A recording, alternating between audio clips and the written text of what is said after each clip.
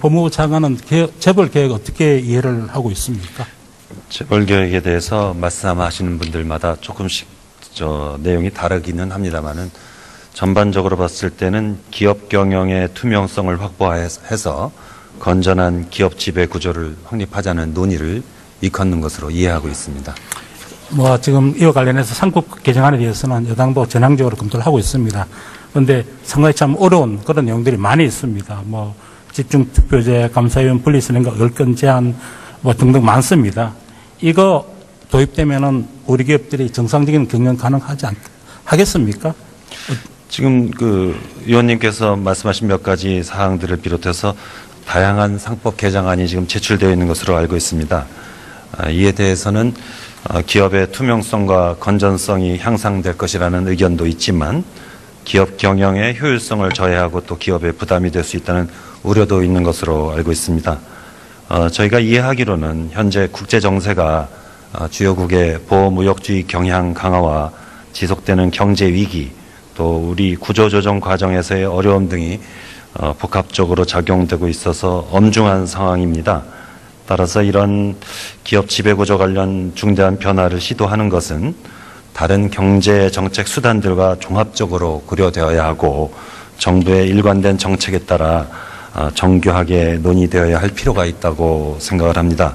그래서 개별 조항들만 놓고 부분적 미시적으로 논의를 해서 결론을 내리는 것은 좀 부담스럽고 조심스러운 측면이 있습니다. 이러한 사정들을 종합적으로 고려해서 충분한 논의를 거쳐서 결정하여야 할 사항이라고 생각합니다. 공정위 전속 고발권 폐지 문제도 이거 지금 보면은 우리 공정거래법을 비롯해서 경제법에 형벌 규정이 너무 많습니다. 이거 그냥 두고 폐지하게 되면은 기업들이 정말 어려움을 겪을 것입니다. 이에 대해서 어떻게 생각하십니까? 지금 전속고발권 폐지 문제도 많이 논의가 되고 있는 것이 사실인데요. 또 이 부분에 대해서도 불공정 거래 행위에 대한 집행력 강화의 측면에서 긍정적인 면도 존재하지만 기업 활동 위축이라는 우려의 목소리가 있는 것을 잘 이해하고 있습니다.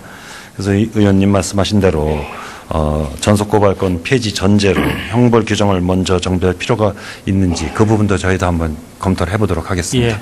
그냥 전속고발권 폐지하면은 우리 기업들 해외로 다 나갑니다. 유념하시기 바랍니다. 검찰 개혁과 관련해서 공수처에 대한 차관의 입장을 말씀해 주시기 바랍니다. 검찰의 정치적 중립성, 공정성을 제고해야 한다는 데는 저희도 다 공감을 하고 있고 또 고위공직자의 비리에 대해서 철저히 조사하고 부패 범죄에 대해서 엄정하게 대처해야 한다는 그런 지적에 대해서는 누구나 다 공감하고 있습니다. 그렇지만 지금 공수처라는 제도는 지금 전 세계적으로 별로 비슷한 사례가 많지를 않고 또 옥상옥이라는 지적도 있고 그렇습니다. 그리고 이제 우리 형사사법 절차상으로는 기존의 전통적인 수사기관 이외에도 2014년에 여야 합의로 공직비리 등에 대응하기 위해서 특별검사, 특별감찰관 제도를 도입했습니다. 그리고 최근에는 그 외에 별도의 특검까지도 활용하는 상황이므로 기존 제도에 문제가 있다면 이를 보완하는 것이 어떨까 그렇게 생각을 합니다. 그래서 개인적으로는 이제 검찰이 더욱 공정하게 사건을 처리하게 하는 등으로 검찰이 제대로 기능하도록 하는 방안을 찾는 게 중요하다고 생각합니다만은 앞으로 국회에서 이 부분에 대해서 논의가 있을 것으로 예상되므로 이 부분에 대해서도 저희가 열심히 참여해서 열린 마음으로 진지하게 논의에 참여하도록 하겠습니다. 예, 방사미리로 기소했다가 또 무죄 판결을 받은 황기철 전 해군 참모총장, 또 대우조선 연임로비 혐의로 기소했다가 또 무죄 판결을 받은 박수환 전 뉴스 커뮤니케이션 대표 잘 알고 계시죠? 네. 검찰의 무리한 하명, 계획 수사 또 기소는 당사자의 억울한 피해뿐만 아니라 우리 사회 전반에 걸쳐서 리더십의 권위를 실추시키고 불신을 증폭시키고 있습니다. 특별검사 수사 마찬가지입니다. 사실관계가 확인되지 않은 내용들이 막 흘러나오고 있습니다. 언론은 보도 경쟁으로 어느 것이 진실인지 가짜 뉴스인지 구분조차 힘든 상황입니다. 정말 대통령을 잡아넣기 위해서는 무엇이라도 다 할 수 있다는 이런 분위기입니다. 장관께서 어떻게 생각하십니까?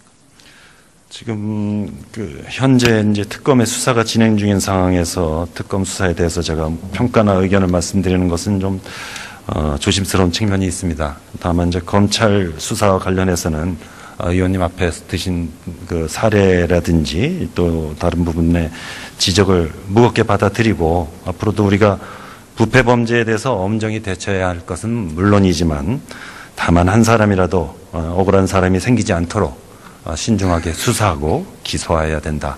그렇게 생각하고 있습니다. 네, 어제 뉴스에 하면은 작년 11월 검찰이 확보한 고영태 씨 관련 녹취 증거에 고영태 씨가 K스포츠 장악 의도가를 보여줬고 또 국민의 혈세인 정부 예산 36억 나눠먹기를 시도했다. 또 관세청 인사에 개입해서 이권을 얻으려 하는 그런 내용이 있다는 언론 보도가 있었습니다. 왜 검찰이 고영태 씨의 범죄 사실을 인지하고도 불법적인 행동에 대해서 철저하게 조사하지 않은 이유가 무엇입니까? 지금 의원님께서 말씀하신 사항에 대해서도 검찰 특별수사본부에서 관련자 조사 등 필요한 수사를 진행하였었습니다. 그리고 그중 일부 혐의에 대해서는 추가 수사가 필요한 상태에서 특검이 임명됨에 따라 수사 기록 등 관련 자료 일체를 특검에 인계했던 것으로 알고 있습니다. 특검에서 이번 사건과 관련된 의혹 전반에 대해서 수사 중인 것으로 알고 있으니 그 부분에 대해서는 특검에서 잘 수사하지 않겠나 생각을 하고 구체적인 그 특검 수사 상황에 대해서는 저희가 답변드리기 어려움을 양해해 주시기 바랍니다. 예, 특검이 이 부분의 수사를 아직 하지 않은 걸로 저는 알고 있습니다. 검찰과 특검이 객관적인 수사를 통해서 모든 진실을 파헤치지 못할 경우 존재하지도 않은 대통령의 뇌물죄와 직무유기를 파헤치기 위해 고영태 일당과 플리방갱을 하는 역사적인 대역죄를 저지른다. 저는 이렇게 그런 부분에 대해서도 한번 지적을 하고 싶습니다. 차관 들어가 주셨습니다. 사회부 총리 나와주시기 바랍니다.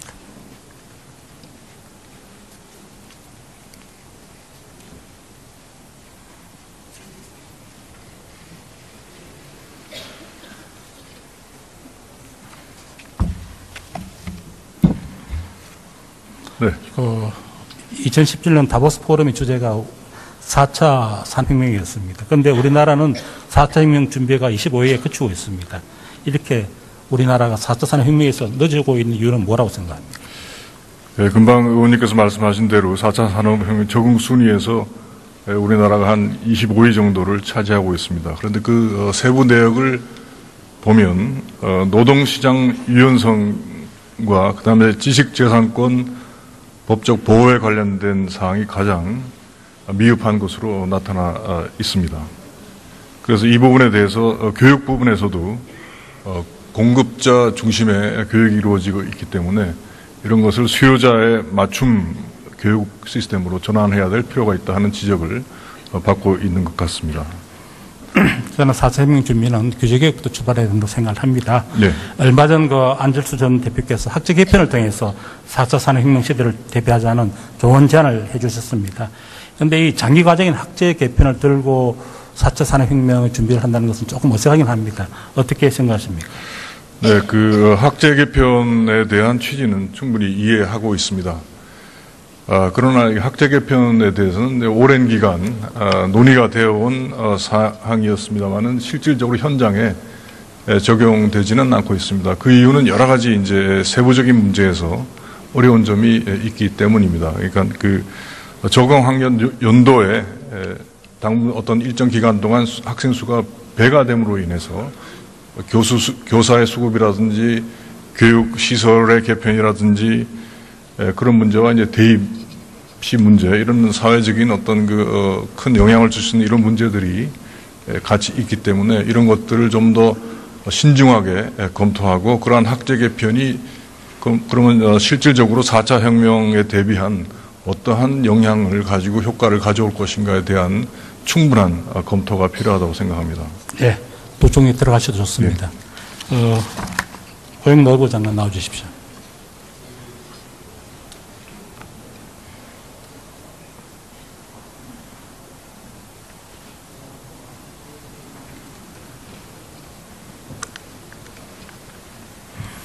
예, 고용노동부 장관입니다. 예, 4차 산업혁명과 노동시장의 유연성과는 어떠한 연관성이 있다고 보십니까?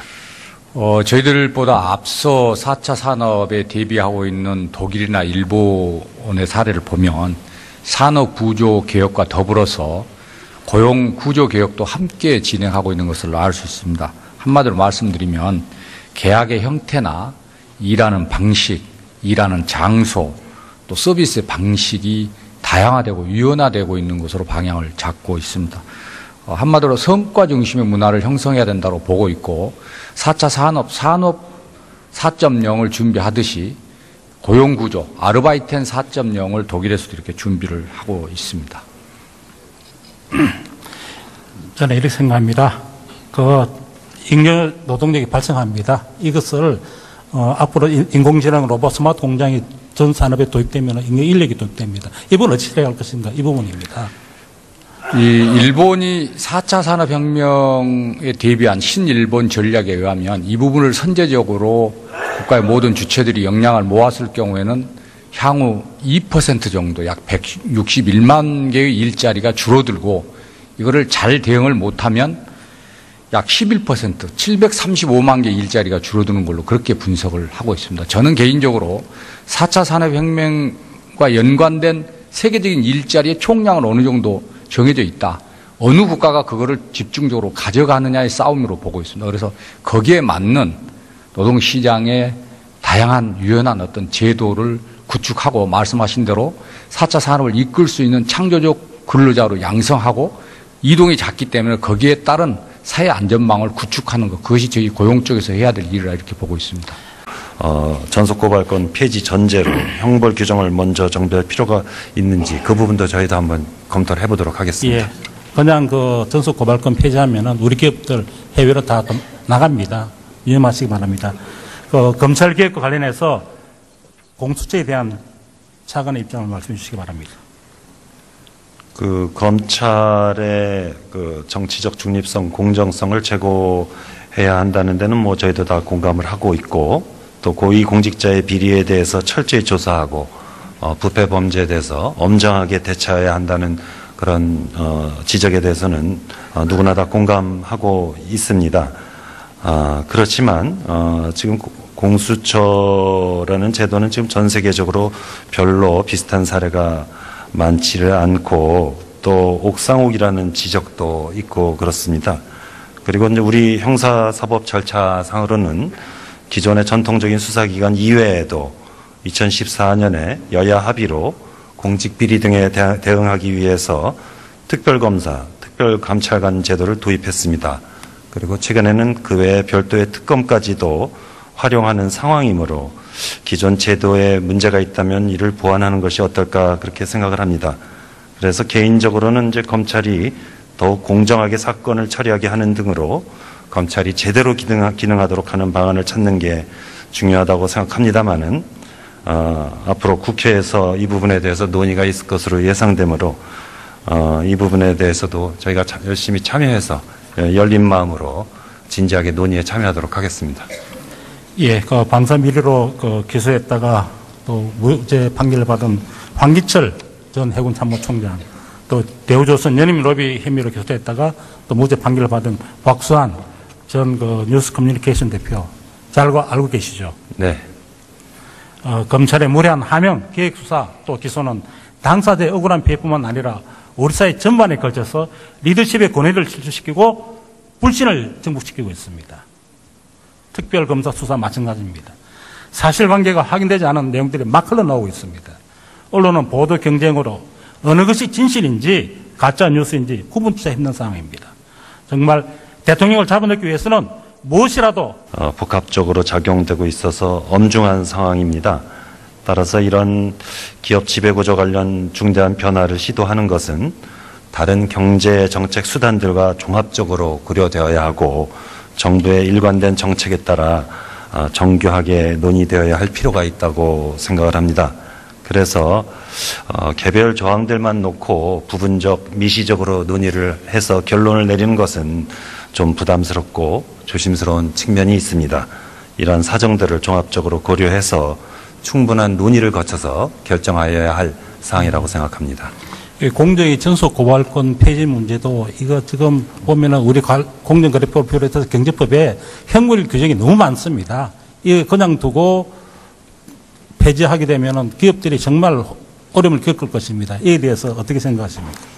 지금 전속고발권 폐지 문제도 많이 논의가 되고 있는 것이 사실인데요. 또 이 부분에 대해서도 불공정 거래 행위에 대한 집행력 강화의 측면에서 긍정적인 면도 존재하지만 기업 활동 위축이라는 우려의 목소리가 있는 것을 잘 이해하고 있습니다. 그래서 이 의원님 말씀하신 대로 다 할 수 있다는 이런 분위기입니다. 장께서 어떻게 생각하십니까? 지금 현재 이제 특검의 수사가 진행 중인 상황에서 특검 수사에 대해서 제가 평가나 의견을 말씀드리는 것은 좀 조심스러운 측면이 있습니다. 다만 이제 검찰 수사와 관련해서는 의원님 앞에 드신 그 사례라든지 또 다른 부분의 지적을 무겁게 받아들이고 앞으로도 우리가 부패 범죄에 대해서 엄정히 대처해야 할 것은 물론이지만 다만 한 사람이라도 억울한 사람이 생기지 않도록 신중하게 수사하고 기소해야 된다. 그렇게 생각하고 있습니다. 네, 어제 뉴스에 하면은 작년 11월 검찰이 확보한 고영태 씨 관련 녹취 증거에 고영태 씨가 K스포츠 장악 의도가를 보여줬고 또 국민의 혈세인 정부 예산 36억 나눠먹기를 시도했다. 또 관세청 인사에 개입해서 이권을 얻으려 하는 그런 내용이 있다는 언론 보도가 있었습니다. 왜 검찰이 고영태 씨의 범죄 사실을 인지하고도 불법적인 행동에 대해서 철저하게 조사하지 않은 이유가 무엇입니까? 지금 의원님께서 말씀하신 사항에 대해서도 검찰 특별수사본부에서 관련자 조사 등 필요한 법무부 장관은 재벌 계획 어떻게 이해를 하고 있습니까?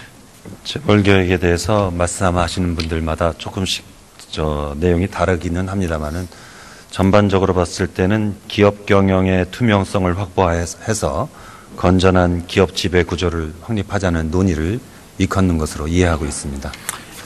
지금 이와 관련해서 상법 개정안에 대해서는 여당도 전향적으로 검토를 하고 있습니다. 그런데 상당히 참 어려운 그런 내용들이 많이 있습니다. 집중투표제, 감사위원 분리선언과 의결권 제한 등등 많습니다.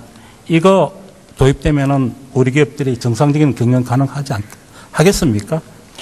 지금 의원님께서 말씀하신 몇 가지 사항들을 비롯해서 다양한 상법 개정안이 지금 제출되어 있는 것으로 알고 있습니다. 이에 대해서는 기업의 투명성과 건전성이 향상될 것이라는 의견도 있지만 기업 경영의 효율성을 저해하고 또 기업의 부담이 될 수 있다는 우려도 있는 것으로 알고 있습니다. 저희가 이해하기로는 현재 국제 정세가 주요국의 보호무역주의 경향 강화와 지속되는 경제 위기 또 우리 구조조정 과정에서의 어려움 등이